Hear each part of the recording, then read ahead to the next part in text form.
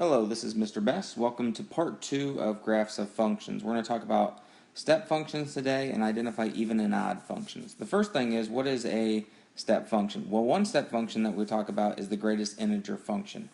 It's denoted by the double brackets and defined as the greatest integer less than or equal to that value of x. So you can see we're going to graph just the parent function f of x equals the greatest integer of x. And so I got a couple different things that we're going to plug in and identify as to what the answer is. So if it's f of 1 and you plug 1 in, the question is, what is the greatest integer less than or equal to 1? Well, since it's equal to 1, we can just say it's 1. But what happens when you start putting decimals in, like 1.1, 1.2, 1.3, in this case 1.5? Well, what's the greatest integer less than or equal to 1.5? So here's 1, here's 2, here's 1.5. So what's the greatest integer less than or equal to 1.5? Well, 1.5 is not an integer, so you got to go to the left to find the greatest integer less than that, okay, which is 1 again. And even at 1.999, all right, or really even close to 2, it's still not 2 because it's less than that, so it has to be 1. So everything between 1 and 1.99999 is always going to get back to 1. So your answer at the end is always going to be an integer. So what about f of 2? Well, the greatest integer less than or equal to 2 is 2. 2.7 is 2. Negative 3.2, be careful, you have negative 3, negative 4, and we'll put negative 2 on the other side. Negative 3.2 is right here. What's the greatest integer less than or equal to that? Well, less than is negative 4. Same as negative 3.5, and then negative 4.1 would be negative 5. So you're always going to the left, that integer to the left of that value, unless it's an integer itself. So what happens when you plot this? So f of 1 is at 1, f of 1.5 is at 1, f of 1.999 is at 1. So all of these values are at 1 until you get to 2, and what happens? It jumps up to 2, and then 2 all the way until you get to 3, and then it jumps up.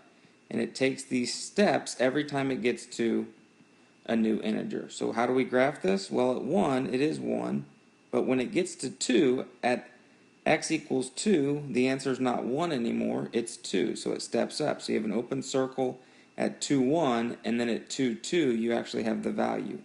Same thing, at 2, 2, there's a point, but then at 3, it's not at 3, 2, it's at 3, 3.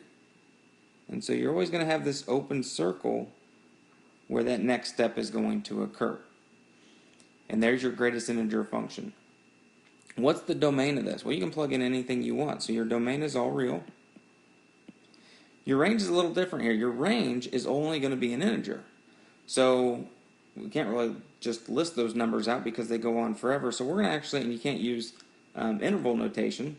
So we're going to use set notation on this one, and we're going to say x such that, so all values of x such that, and then we're going to explain. We only want integers. So we say x is an element of the integer set. And if you remember the integer set, it's the z. I'll do my best one here I can. And that's what it looks like. So the way we can read that is the set of all x such that x is an element of the integers. And so if you have any questions about that, we can talk about it in class, but that's another way that we can use, instead of interval notation, set notation to identify that. So that's graphs of functions, specifically step functions and greatest integer function. Here's a couple examples we'll look at the end of the notes. The next thing excuse me, the next thing that we'll cover is even and odd functions. If you take a look at these two functions, the first one being an even function, even functions are symmetric to the y-axis. Okay, so take a look at your ordered pairs. What is the difference between your ordered pairs when something's symmetric to the y-axis? It reflects over the y-axis. Your y values do not change. It's your x values that change. So it goes from x to the opposite of x. And that happens for all points, not just, 1 point happens for all points. Look at your odd function. Odd functions are symmetric to the origin. So symmetry to the origin actually rotates it 180 degrees. So what happens when you rotate it 180 degrees? Look at your ordered pair.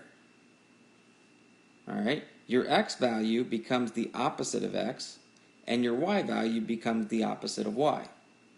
So we're going to talk about how to do this algebraically, but graphically that's what you're looking at. Now, symmetric to the x-axis, you can see on the bottom here, I have it kind of boxed in. Well, the reason is symmetric to the x-axis is not even a function.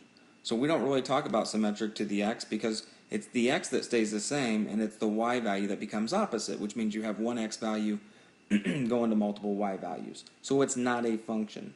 One of the things I want you to think about though is what is the only function that is symmetric to the x-axis? So there is one function that is symmetric to the x-axis. We'll see if you can figure it out and then we can talk about it in class.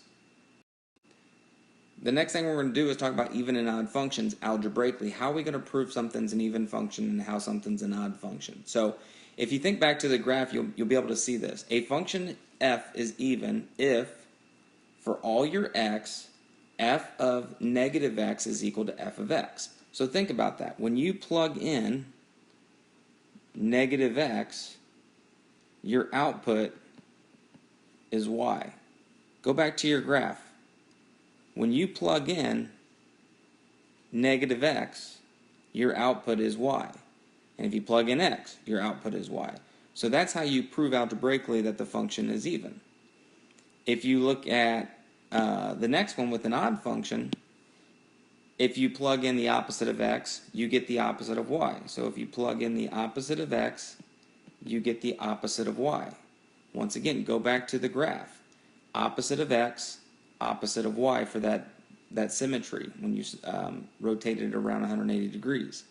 So that's why these work the way they do algebraically. So I know some of you want to memorize that, but if you actually think about what's going on, it makes sense based on the graph. Okay? And then once again, something to think about, we can talk in class, is what is the rule for symmetry to the x-axis? Even though we're not really going to talk about it because it's not a function, could you create a rule to say, hey, this relation is symmetric to the x-axis? So once again, give you something to think about we can discuss in class. And then I have 3 examples that we're going to look at and determine whether the functions are even, odd, or neither. I will do that in the example video.